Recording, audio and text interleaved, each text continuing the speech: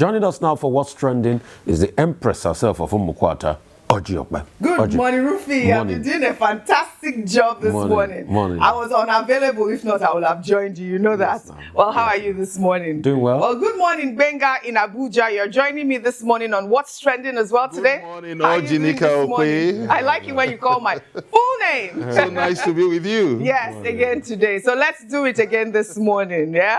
I hope you're enjoying Abuja, yeah? And you know, come and visit us in Lagos sometime. Abuja is cool. Yes? Okay, fantastic. Fantastic. Well, all right. I would. Well, all right. Well, good morning to you, viewers. Let's begin What's Trending.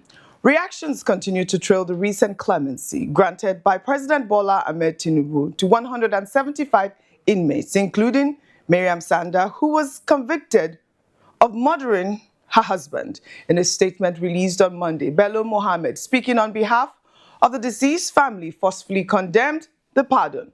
Mohammed stated that the release of Maryam Sanda reopened healing wounds for the family. He further described the clemency as the worst possible injustice any family could be made to go through for a loved one. Meanwhile, Ahmed Issa Bello, father of the late Bilyaminu Bello, in a joint press statement with Maryam Sanda's father, said he had been seeking clemency for Maryam Sanda years before President Bola Ahmed Tinubu granted her presidential pardon. Bello disclosed he wrote to Abubakar Malami, former Attorney General and Minister of Justice, in 2019 to request mercy for Sanda on humanitarian grounds. He added that he bore no grudges against Sanda, her family, or the federal government, stressing that forgiveness was the only way to heal from the tragedy. I am happy as the federal government has released Maryam in order to come and look after her two children, which God gave them between late Bilya and Maryam. So, to me, I don't have any grudges with the federal government or the family of Maryam Sanda and any other relatives. Fully, I appreciate the effort of President Bola Ahmed Tinubu on this issue. I need not to say much. Me, as a Muslim, I already told you people as a press crew that we accept the God of will. I am happy as the federal government has released Maryam in order to come and look after her two children, which God gave them between late Bilya and Maryam. All right. Well, we have letters, as you can see on the wall, written by Bello to the High Court in Abuja and the Commissioner of Police back in 2019, as well as the Attorney General of the Federation, requesting for Maryam's release, saying that he wants Maryam to raise her children. Maryam was pregnant at the time of her incarceration. Rufai, this story has gone viral. And I'll take some reactions. This is from Abib, who wrote, "Justice and mercy must always walk hand in hand. If she's truly reformed and her children can now have their mother back, then let's hope this second chance brings healing and not controversy." Another ex-user wrote, "The justice system in Nigeria isn't fair. To be honest, I'm not even surprised a country that grants amnesty to terrorists can also pardon a convicted killer. The family of Bilyaminu Bello has every right to call this the worst injustice ever." And I'll take some more reactions. And, you know, Atiku Abubakar had posted this with his tweet. He wrote, "Presidential pardon, offense committed October 2025. 1. Drugs at 29.2%. 2. Unlawful mining at 24.0%. Homicide, 13.5%. 4. Fraud, corruption at 12.3%. 5. Hijacking at 5.8%. firearms at 2.3%, robbery theft at 2.3%, 8. Kidnapping at 1.8%, human trafficking at 1.8%, others at 5.8%.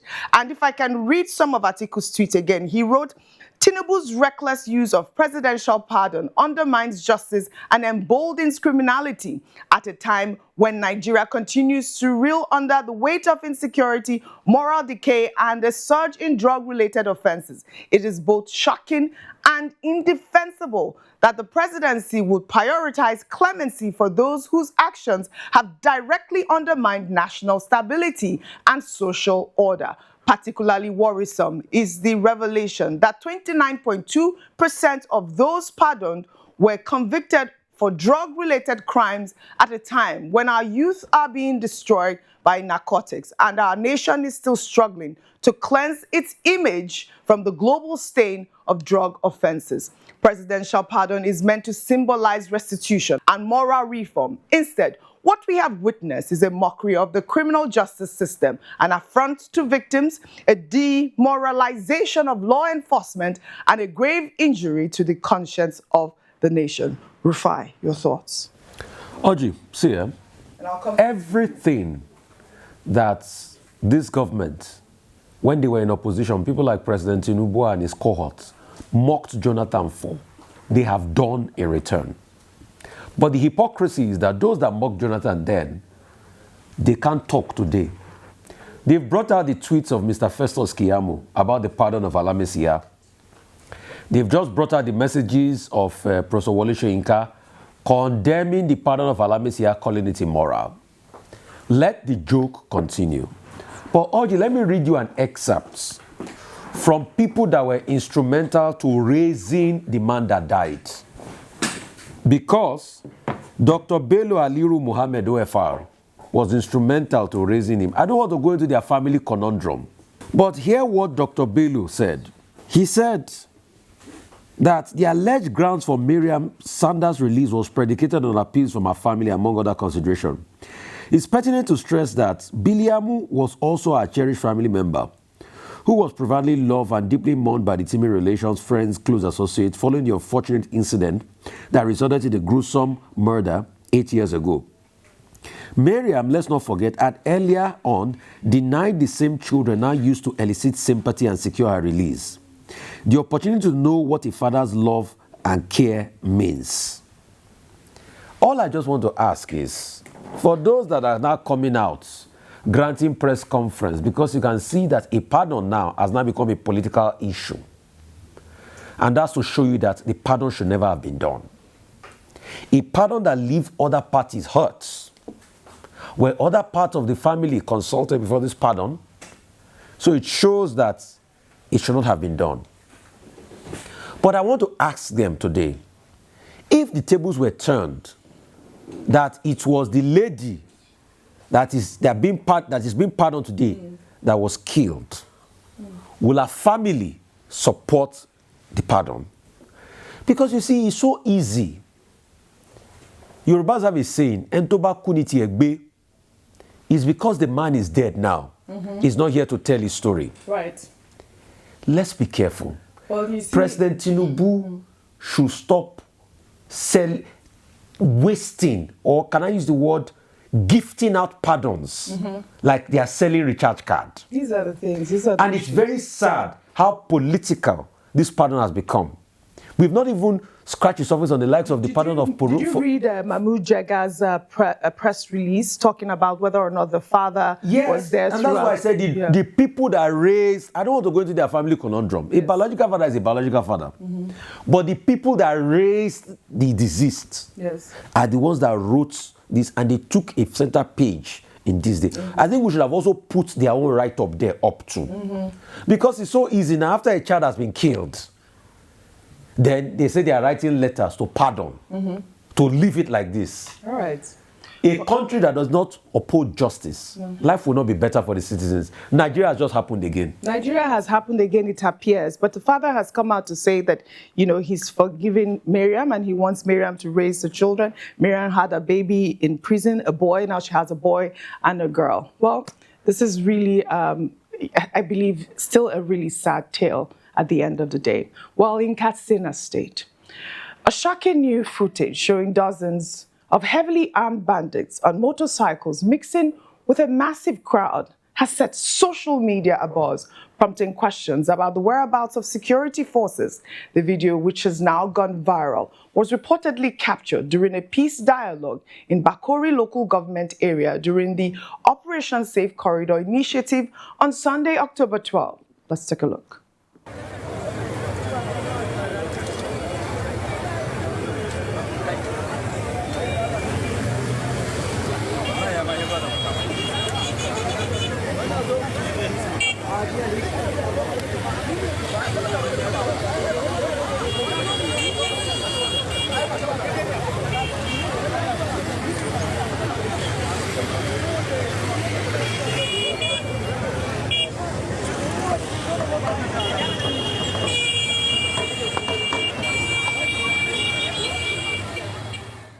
This is quite shocking, Benga. I'll read some tweets before I come to you. Adeyemi wrote on X, "We need help in this country. After watching this video, we must confront some difficult questions. Who is financing this sizable force? 1. AK-47s are not cheap. 2. The food they consume is not cheap. 3. The fuel for all these bikes is not cheap. Where are they buying it from and how do they acquire it in such large quantities? 4. The ammunition being used, where is it coming from? How do they communicate with one another via phone? To me, this is more than just a war. It's a cash cow for someone and a retirement plan for others. Even with the evidence in this video, I wouldn't be surprised if some powerful countries are involved. Nigeria is truly at war." That's what Adeyemi says. Amos says, "The same people terrorizing communities now sitting at the negotiation table like politicians. This country moves in circles. Every time they scream peace talk, what they really mean is pause until we regroup. It's the same tired script. The victims mourn while the culprits get refreshments and fuel money. Katsina deserves protection, not press conferences with those who cause the chaos." This was really, really heartbreaking to see. Over to you. Benga, please. Okay, Ojy Okpe. Okay, thank you very much. Please, you would permit me to quickly respond to the earlier topic. I think I can't hold it back. I think it's very unfortunate, and I think I have a divergent view on that because I think it's disingenuous to see how the social media has redefined us as a people. We are not vindictive people. And if you look at the reforms that is being clamored all over the world, the global reforms are moving from prison to correctional center.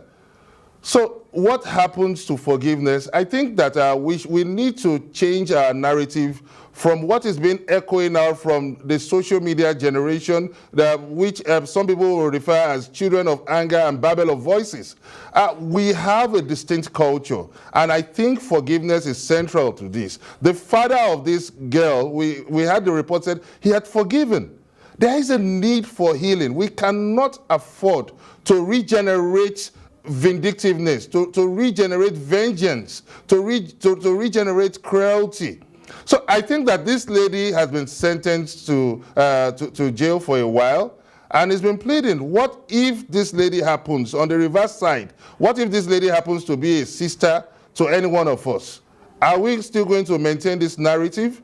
I think that this is a need for soul searching and a need to come back to who we are as a people. We Africans are loving people. Africans are deeply forgiving people. And I think that when you look at the Constitution, according to Section 175, the president has that discretionary sweeping power to grant that pardon, which is called the prerogative of mercy. And when you look at the word pardon, it presuggests that someone had committed an offense. That is why you are granting pardon. Otherwise, if the person was innocent, there will be no need for that use of pardon. So I think there is a need for us to have this moral regeneration of ourselves as a people, to come up with an identity of who we are, rather than allowing the social media Chinese whispers to define who we are as a people. So I think that for me, it's very painful. I commiserate with the family that has lost a dear one. Nobody wished to lose a loved one. But in as much as this is established, we need that healing. We need national healing. And I think we need to learn to move forward from past misdeeds, no matter how hurtful it is. Mm-hmm. All right, Benga, you have made your point there. Comment about what has happened. It's obvious that the region is under siege and the federal government needs an urgent intervention. That is my one-liner for that. In Katsina State. Well, still on insecurity, Rufai, I'd like for you to tie in the Katsina story as well with this. We'll take the story from Abia State, where residents of 3 communities in the state are reportedly living in terror following a wave of killings targeting young men and adult males that has persisted for over a year.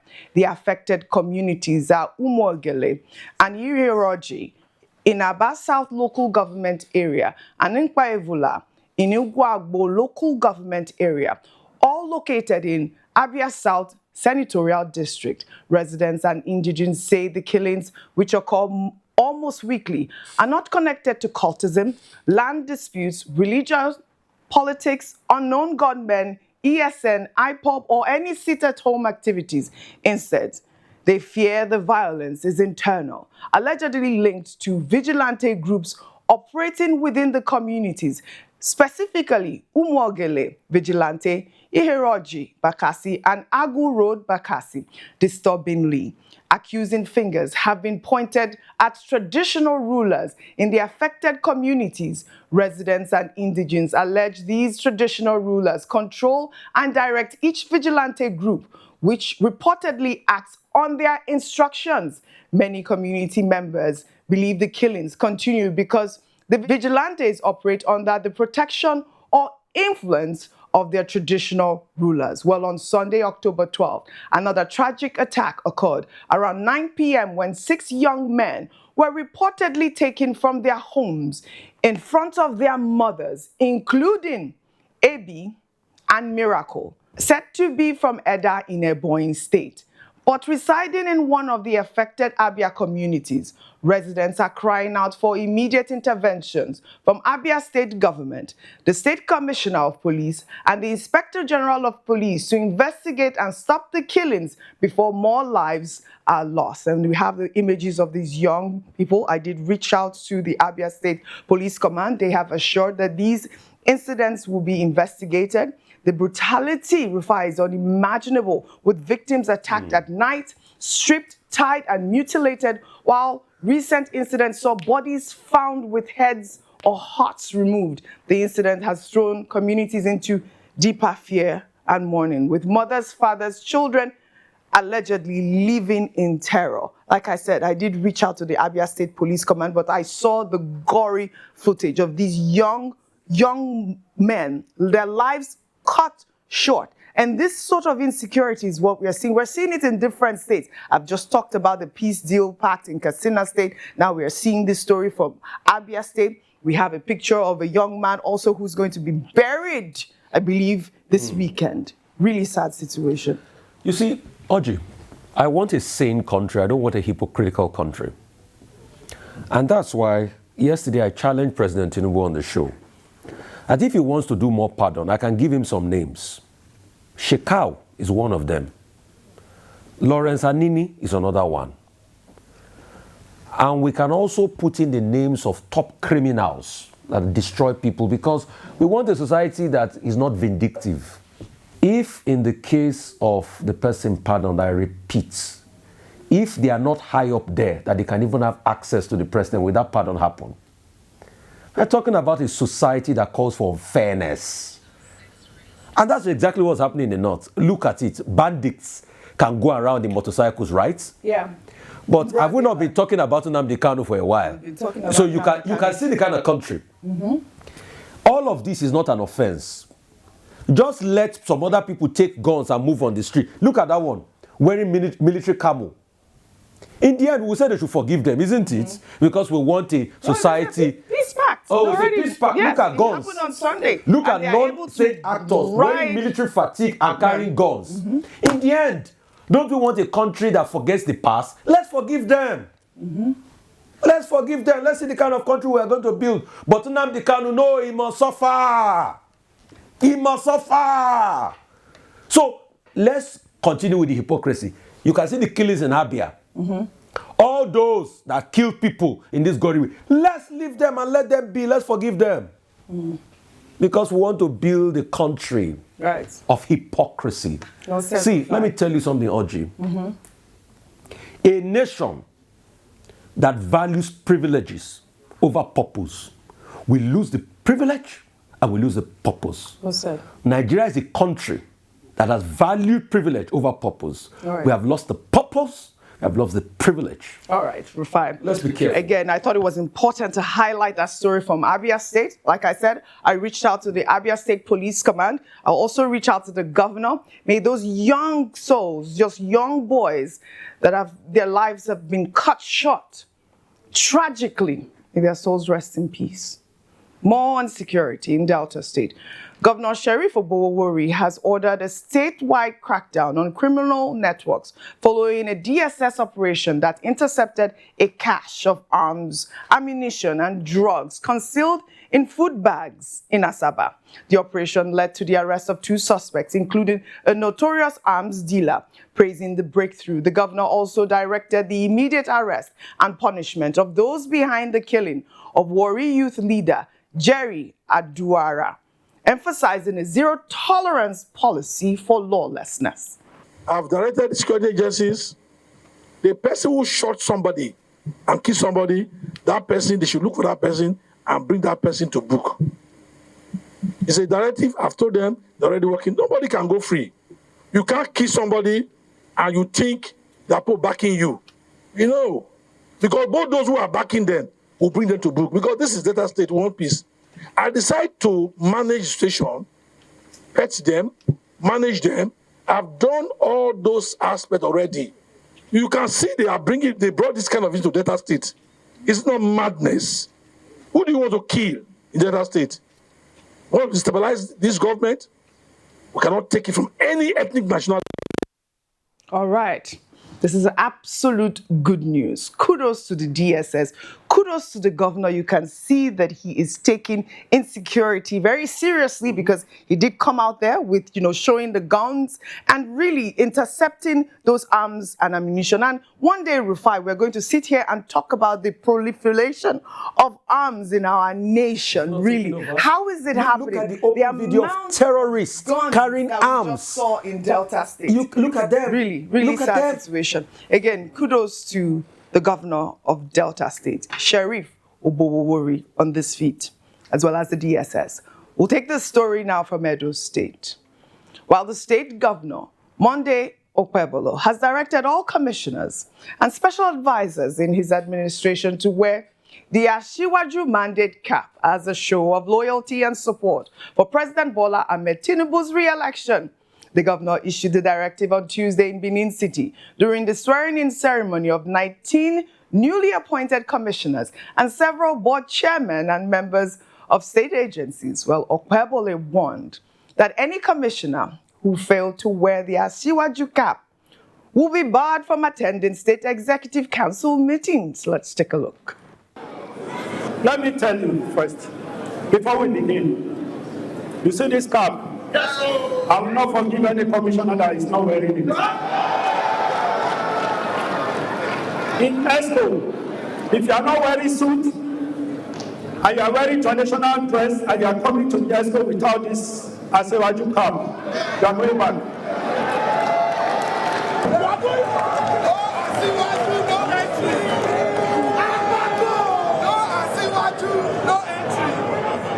All right, this video has gone. Benga, should I bring you in just 30 seconds? I mean, I don't know what is going on. What do we call this? Is this psycho fancy? I mean, if Ayo was here, that's exactly what she would have called it. What's going on with the Asiwaju cap? You must wear it. Okay. I mean, I would want to reiterate my firm belief in the rule of law, yes, which is provided by the Constitution of the Federal Republic of Nigeria, that upholds the supremacy of the Constitution and its binding on the entire territory of the region. And I want to say that the same constitution that provides this punitive measure for defaulters had also provided for the prerogative of mercy, which is recognized in the law.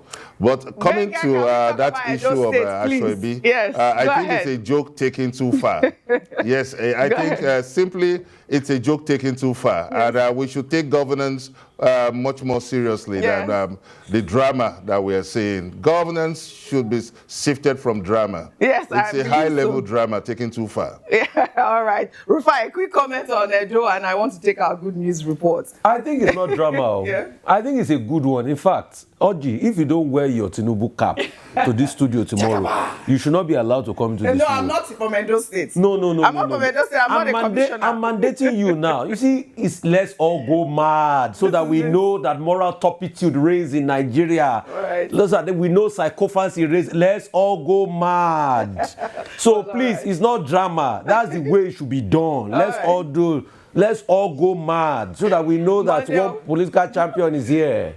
Governor Monday Okpebholo, always in the news for these sort of special stories, I call them. We'll take our good news report now.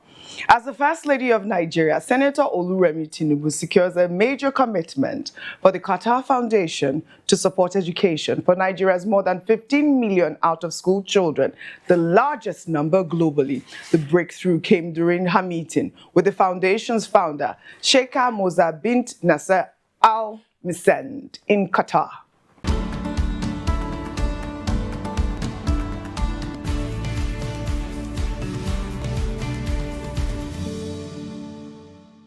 Well, the First Lady met with the founder of the Qatar Foundation to consolidate on a transformative model of Almajiri education school system that integrates both Islamic and formal education. The school will include a mosque for worship, skills acquisition, and boarding facilities for students, instructors, and imams. Sheikh Moza committed to supporting the initiative, adding that the Qatar Foundation will work with the Ministry of Education to make sure the model is implemented. The partnership represents a game-changing intervention for millions of Nigerian children currently trapped in cycles of poverty and lacking access to quality education.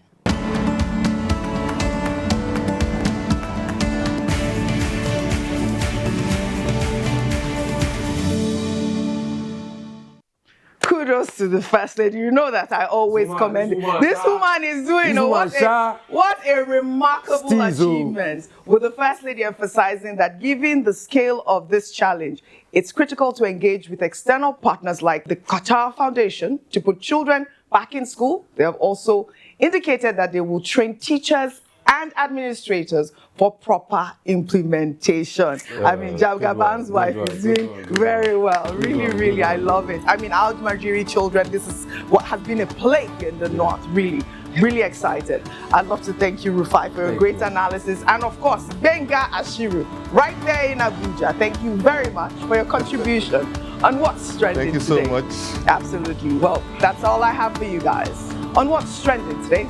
I'll see you all tomorrow.